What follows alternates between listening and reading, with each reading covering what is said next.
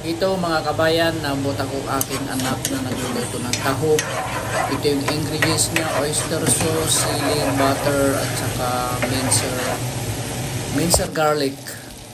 Sabi ko, lagyan ng paminta mamaya at saka magic sarap. So ayan, nagigisa kami dalawa. Ako yung taga-video. Sabi niya kasi gutom daw siya. So ayan, tama-tama.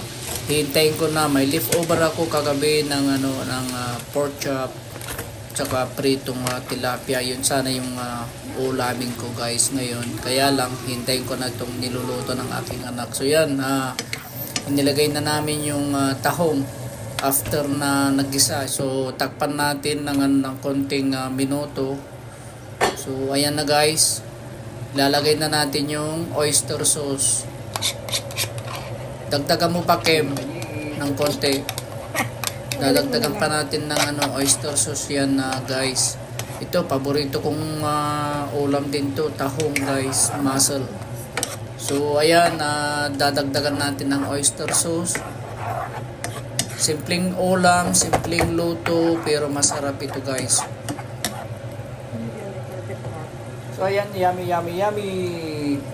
Ito guys, recommended talaga ito.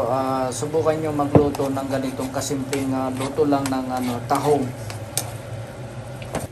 Dagan natin ng kunting tubig.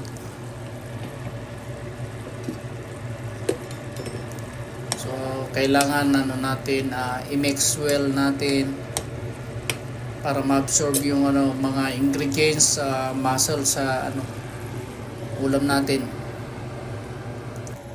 So ayan, at malapit nang maluto guys.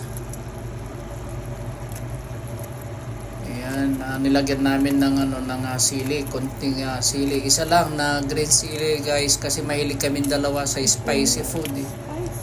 So ayan mga kabayan, ready to serve na. Halina kayo. So ayan, tapos na nagluto si Kimberly, yung panganay ko, mga kapatid, mga kabayan.